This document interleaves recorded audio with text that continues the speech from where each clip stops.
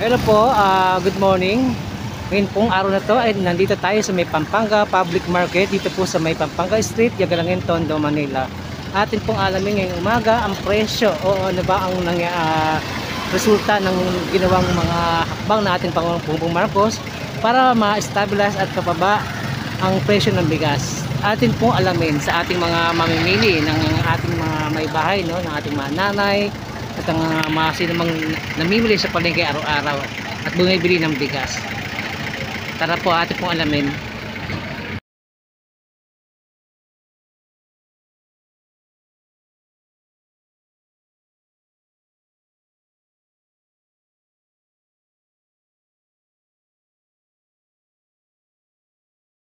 Hello po, good morning po.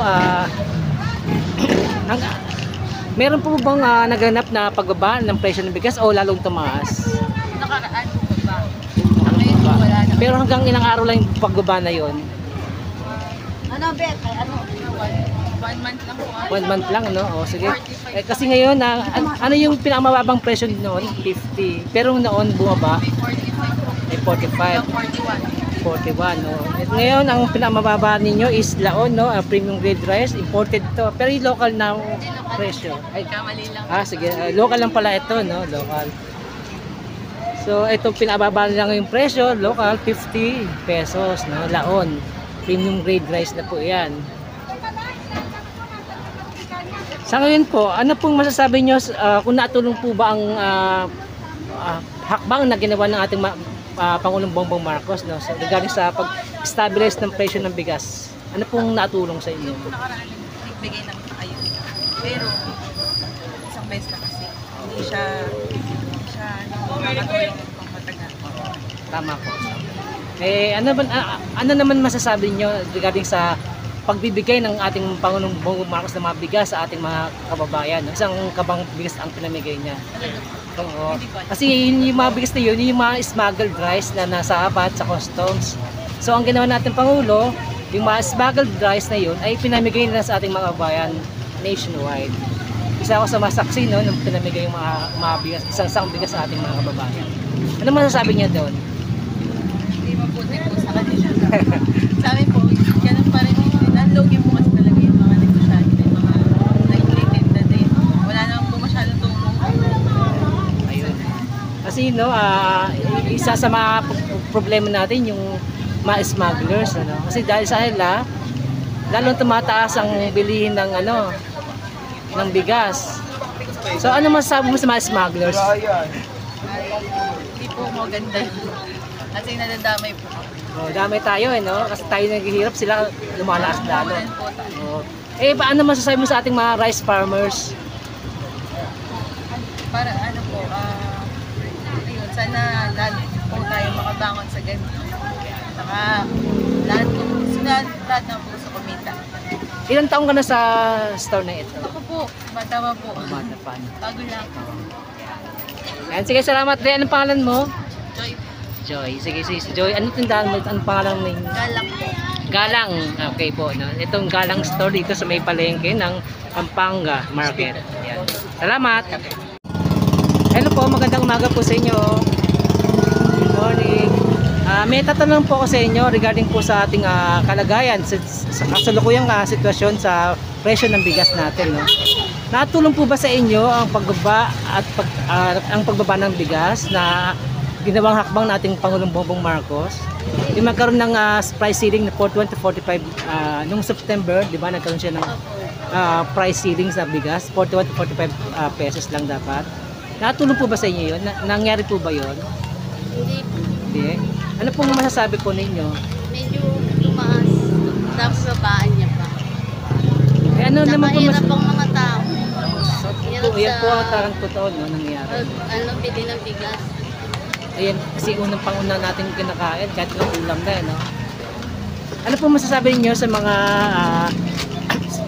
alam niyo po ba yung pagbibigay ng ating Pangulong Bongbong Marcos ng isang kabang bigas sa ating mga kababayang Pilipino sa iba't ibang lugar ng Sabi daw Pilipinas? po, ewan ko lang po kung totoo Totoo yun. yun. Kasi isa ako sa mga witness na nag-cover din ng pabimigay ng isang sakong bigas. Sa Taguig, dito sa Caloocan, marami pong lugar. Dito sa Metro Manila, wala pa eh. Meron sa Tondo, meron din siya. Dito sa ano, Dito pa, wala pa, di wala ba? pa dito sa NCR. Sa NCR meron na. Meron. Marami, Caloocan, sa Tondo, rin. Siguro hindi lang ito napunta. Dito, No? wala Dito pa. wala pa.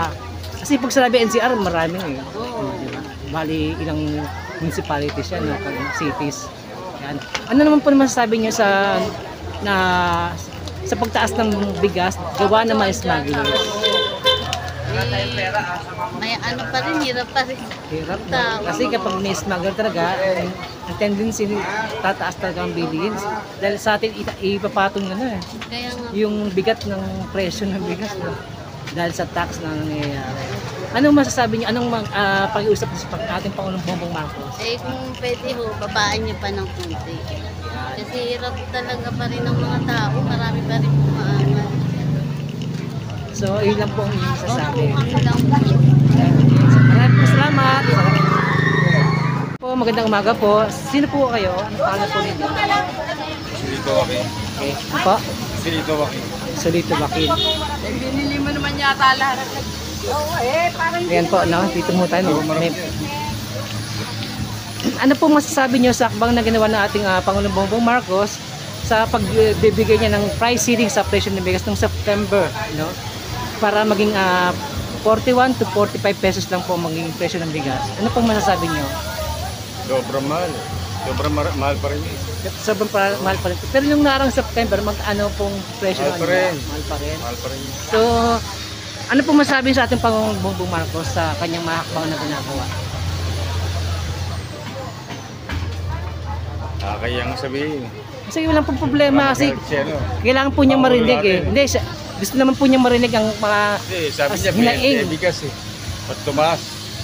Ganun po ba? Ano po ba pakiente niyo sa ano? Lalong tumaas. Lalo po. Tama na dapat sa mga ganun, 50 o Opo. mga 40 yan o. 45. Lalong, ano, dapat sinabi niya 45 na lang. Ano, magaganda yung mga hanggang 50. Okay Pero po. yung tataas pa hanggang 60, 70. Sa ibang palengke, masyadong mahal na yun. Ano naman po masasabi niyo regarding sa pamimigay ng isang sakong bigas sa sa ating mga kababayan? Hindi naman kami nabibigyan lahat eh. Yung iba lang. Pili lang naman yung nabibigyan eh. Sana kami nabibigyan lahat. Ayan. Ilan lang ang nabibigyan. Diba? Anong panawagan po niyo sa ating mahal na Pangulong Bongbong Marcos? Ano yun? Anong panawagan po niyo sa ating mahal na Pangulong Bongbong Marcos? Medyo, kahit hindi niya tumarin, na 20 pesos ang bigas. Kailangan, ano, medyo babae niya na kahit konti. Ano naman masasabi Gumawa sa siya mga ng paraan. smuggler ng bigas? Ha? Sa mga smuggler ng bigas? Smuggler ng bigas, bukan. Dapat yung pag-uulihin na. Kulong. Diba? Ang totoo po ay nakasuhan na po ang 4 na mga smuggler, no, na ito. Nakasuhan na po sila. Napatong-patong na kaso ang ginawa sa ng Hindi lang na 4 ang smuggler Marami dito. po, siyempre po, Napakarami. napakarami pero po, hindi naman basta-basta tayo magkakaso, kailan po natin mapruweba. Hindi na mahuli-huli dahil may mga Hirap eh. bodegang ano, pinaglalagyan. Iba Maraming smuggler, salamat, iba no? legal. Pinagalo-halo, paano mahuli? Ayun Legal yung iba. Pero iba, galing sa smuggler. Yun, Diba? ganda na sabi ni Kuya, parang tagang tutok na tutok si Kuya sa presyo Iba ng bigas. smuggler No? eh. Smuggler yung iba. Yung iba hindi naman may ano, masasabi mo bang ano, bilang mo ba yun? Yung na smuggler o hindi smuggler na ano, mga bigas. Diba? Ayan, Dami ayan. dyan. Oh. Hindi lang sa dito sa Tondo ang mga ibang smuggler. Hindi sa ibang lugar pa, mga probinsya. Kalat talaga yan, kalat. Kahit No, sa marami yan, Bulacan, mayayaman meron yan eh. marami. Mayayaman Bulacan. yan. O sige po, maraming pong salamat. Oh. Hello po, magandang umaga po sa inyo lahat. Ano pong pangalan niyo ate? Cheng Cheng Valencia Tagasan po kayo? sa Gagalangin, Tondo, Maynila. Ate, gusto ko lang po malaman, no, kung ano po ang inyong masasabi regarding po sa ginawang hakbang natin Pangulong Bongbong Marcos regarding sa price ceiling ng bigas sa 41 to 45. Ano masasabi po ninyo? Nung naarang September po, pag-usapan natin. Kung sa 41, okay, yung kaya na ng mga tao. Eh, mataas pa rin eh. Yung 45 nga, pangit. Yun. Yun po nangyari, no? Regarding naman po dun sa ginawang pamimigay ng ating mahal na Pangulong Bongbong Marcos na 1 kabang kilong bigas sa ating mga kapwa Pilipino. na galing sa mga smugglers. Ano po masasabi ninyo? Okay lang, nakatulong siya talaga sa mga taong mahihirap. Ano po bang pwede niyo sabihin sa ating pong Kay President, sana pagpatuloy niya yung paggawa niya ng kabutihan sa mamamayan. Tulungan yung lalong-lalo na yung mga mahihirap. At ano rin po masasabi niyo regarding po sa mga food transpo, yung mga nagde-deliver ng mga truck ng mga food na tinanggal po ni President Bongbong Marcos ang mga toll fees sa mga dadaanan niyang lugar. Okay, maganda yun. Kasi isa to sa nagiging sanhi ng pagtaas ng presyo ng mga bilihin eh. Yung mga ang daming nilalagyan. Maraming sinisingil-singil. Pagdaan mo may pwesto isa, Checkpoint. di ba? Single. Isa namang masiga, single din kasi nakita food deliveries, di ba? Maganda yun. Nakakabawas sa sa mga mahihirap yung Namimili. mga bayarin. Yun. Ano pong masasabi pa sa kay President Bongbong Marcos? Para sa akin, maganda yung ginagawa ni President Bongbong Marcos. Ayun lang po. Maraming salamat. Okay. Magandang umaga po sa inyo, ate. Ano pong pangalan po ninyo? Ano pangalan po ninyo? Ako po si Connie. Taga saan po kayo? Taga saan po kayo? 2604 Walunay Street. Maraming salamat sa inyong umaga. Ang aking pong katanungan ay tungkol po sa presyo po ng bigas. Ano po ang masasabi ninyo sa presyo ng bigas na ginawang price ceiling ng ating mahal na Pangulong Bongbong Marcos noong September? Di ba, ang price ceiling niya is 420, 45 po. Natulong po ba sa inyong pamumuhay yung mga nakarang buwan pa po, September? Para sa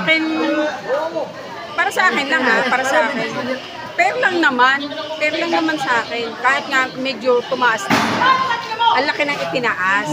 Kasi yung dati kong binibili na 52, ngayon 58 na. O, di ba? Magkano rin yun, di ba? Ayan po. Ano man po masasabi po ninyo sa mga hakbang na ginagawa ng ating Pangulong Bongbong Marcos para sa pagbaba at pagtaas ng presyo ng bigas? Kung sa maganda naman yung ginagawa ni President, okay lang. Kasi kahit pa paano naman, ginagawa niya talaga ng paraan. Ngayon, para sa mga mahirap, tulad ko rin, mahirap. Kaya lang, siyempre, mas gusto ko rin yung masarap na bigas. Yun ang nagiging problema. Kasi hindi naman lahat ng tao may pinagkukuhanan ng pagkakakitaan. Diba? At ang katanong ko pa ay ito pa, no?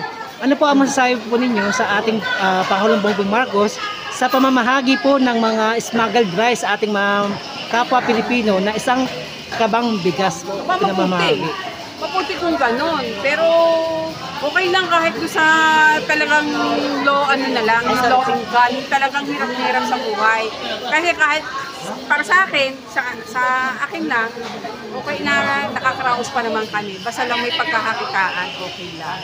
At ano naman po ang inyong mga mensahe para sa ating Bongbong Marcos? Ano po inyong mga pwedeng i-suggest o ano po na isa-isip ninyo? Ipagpatuloy lang niya yung kanyang magagandang mithiin para sa ikagaganda ng ating pamumuhay.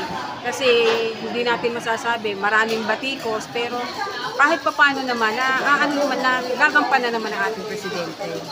Yun po, ayun lang po. Maraming pong salamat. Okay po. God bless you.